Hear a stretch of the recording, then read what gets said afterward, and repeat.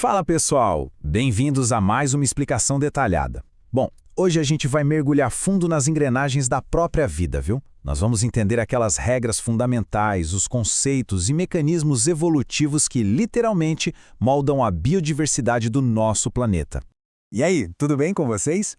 O nosso foco hoje é super específico, a unidade 4 sobre os conceitos e mecanismos evolutivos. Então, deixando as introduções mais rasas de lado, é hora de ir direto ao ponto e explorar o que realmente faz a roda da evolução girar. Nosso roteiro está bem amarradinho hoje. Vamos passar por 1. Mutações e variação genética. 2. O motor da seleção natural. 3. A especiação, ou seja, como nascem novas espécies. E 4. Os fundamentos da cladística, lendo a árvore da vida. Beleza? Começando com a nossa primeira parada, mutações e variação genética. Pensa nisso como a verdadeira centelha da evolução. Nosso ponto de partida é entender que uma mutação é basicamente uma alteração no material genético de um organismo. E essa alteração pode, sim, resultar em uma nova característica. É o seguinte, a mutação é a centelha que cria a variabilidade. Se por acaso essa nova característica trouxer alguma vantagem, o alelo responsável por ela vai ser naturalmente selecionado e, claro, preservado com o passar do tempo. Ou seja, é literalmente a matéria-prima pura para todo o processo evolutivo acontecer. Mas aí vocês me perguntam, o que causa essas alterações na prática? Bom, as mutações acontecem de forma totalmente aleatória no nosso genoma e vêm de várias fontes. Elas podem ser um gatilho de radiação, da ação de vírus, de uns elementos móveis bem curiosos chamados transposons, de substâncias químicas mutagênicas, ou, olha só, até por errinhos minúsculos que acontecem ali na hora que o DNA vai se replicar. É muito louco pensar nisso, né? Falhas microscópicas, puramente ao acaso, são justamente o que fornece a base para toda a grandiosa diversidade que a gente vê na natureza. Partindo agora para o nosso segundo tópico, o motor da seleção natural. É aqui que entra o famoso filtro ambiental. Sabe, a seleção natural funciona de um jeito bem didático como um filtro de verdade. Imagina que a mutação vai criando aquela variação inicial. Aí o ambiente entra em cena cortando o que não funciona. As mutações desfavoráveis levam um baita de um X vermelho. Elas são barradas no filtro e acabam eliminadas da população. Por outro lado, as mutações favoráveis, essas passam direto. Quem tem essas características vantajosas tem muito mais chance de sobreviver, de se reproduzir e, claro, de espalhar esses genes de sucesso lá para gerações futuras. É um mecanismo super implacável, mas convenhamos, brilhantemente eficiente.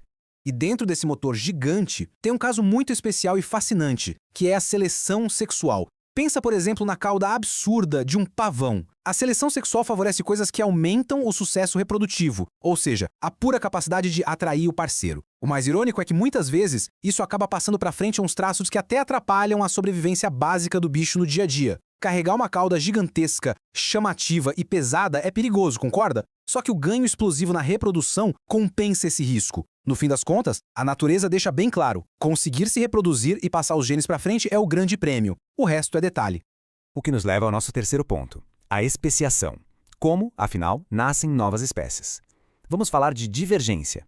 Imagina só o seguinte cenário. Você tem uma população ali, super próspera, vivendo de boa numa planície. De repente, o cenário muda e surge uma barreira geográfica. Digamos um rio enorme que acabou de se formar, rasgando essa população bem no meio. A partir daí, os ambientes de cada lado do rio começam a ficar diferentes. De um lado, o clima fica mais úmido, do outro, aparecem predadores novos. Resultado?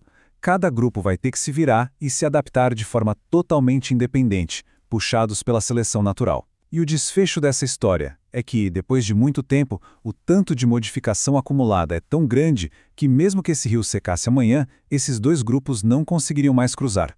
Eles simplesmente não gerariam mais descendentes férteis. E é exatamente aí, nesse ponto de ruptura, que temos o nascimento de novas espécies.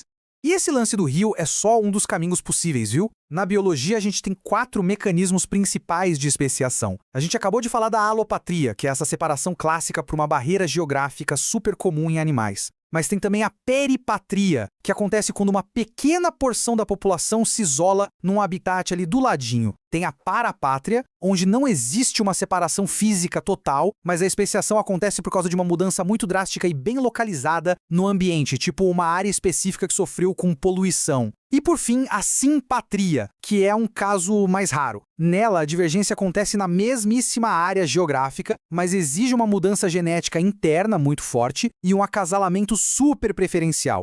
E agora, chegando na nossa quarta e última sessão, os fundamentos da cladística. Vamos aprender a ler a famosa árvore da vida.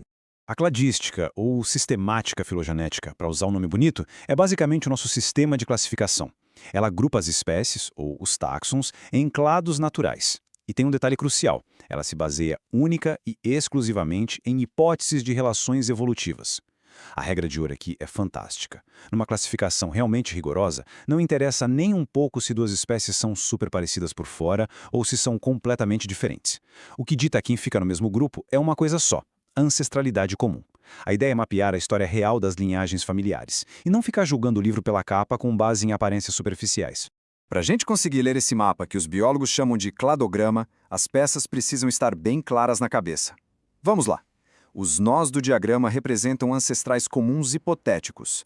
Eles marcam o exato momento de um evento de cladogênese. Traduzindo, é aquele ponto exato onde uma população ancestral se quebrou e se dividiu em trajetórias diferentes. Já os ramos, que são aquelas linhas longas subindo, representam a anagênese. Esse é o processo contínuo de modificação gradual daquela linhagem enquanto o tempo vai passando. Resumindo a ópera, os nós dividem as populações e os ramos mostram como elas vão se modificando ao longo do tempo. Se a gente acompanhar a linha do tempo num cladograma, a leitura sempre começa lá embaixo, na raiz. A raiz é o tempo zero, aquele passado bem distante. E aí, conforme a gente vai subindo pelos nós e pelos ramos evolutivos, a gente está literalmente avançando no tempo, saindo do passado e vindo direto para o presente, até a gente chegar nas pontas, lá em cima, que a gente chama de terminais. São eles que ilustram as espécies atuais, os sobreviventes de toda essa jornada maluca. Esse tipo de visualização é incrível porque quebra aquela ilusão de que a evolução é uma escadinha reta apontando para o progresso. Nada disso. Ela é uma árvore genealógica gigante, super complexa e que não para de se ramificar.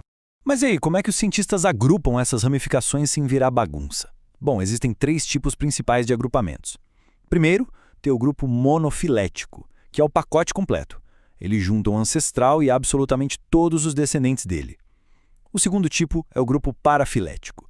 Ele até inclui o ancestral comum, mas deixa alguns dos descendentes de fora, tipo um convite de família que não chegou para todo mundo. E o terceiro, que é o grupo polifilético, é um catadão. Ele junta vários membros, mas nem sequer inclui um ancestral comum recente entre eles. Geralmente isso acontece quando os cientistas se confundem com aparências físicas parecidas que evoluíram juntas só por um acaso da natureza. E aqui vai o ponto inegociável da coisa, a regra absoluta da cladística moderna. Os cientistas só aceitam como válidos os grupos monofiléticos. E por que ser tão rigoroso? Porque na prática eles são os únicos agrupamentos que contam a história evolutiva completa, verdadeira e sem cortes. Quando a biologia exige que o grupo tenha um ancestral comum recente e obrigatoriamente todos os descendentes dele, sem deixar ninguém de fora, ela garante uma precisão científica absurda na hora de ler o passado. É colocar a casa em ordem. No fundo, tudo isso que a gente explorou hoje joga por terra aquela ideia velha de que os seres vivos evoluem em uma escadinha linear rumo à perfeição. Pelo contrário, a evolução é o resultado puro e inevitável de cópias imperfeitas. É um processo movido a mutações totalmente aleatórias, mas que depois são esculpidas ali na marra pela seleção natural. É assim que nasce essa árvore da vida maravilhosa e cheia de galhos. E isso me deixa com uma reflexão provocativa para encerrar. Se a evolução é essa estrutura que não para de se ramificar, como será que os organismos que sofrem mutação em tempo recorde, tipo os vírus, estão desenhando e reescrevendo agora mesmo os ramos mais novos e caóticos da vida? Fica essa pulga atrás da orelha para a gente continuar buscando as respostas. Até a próxima explicação, pessoal!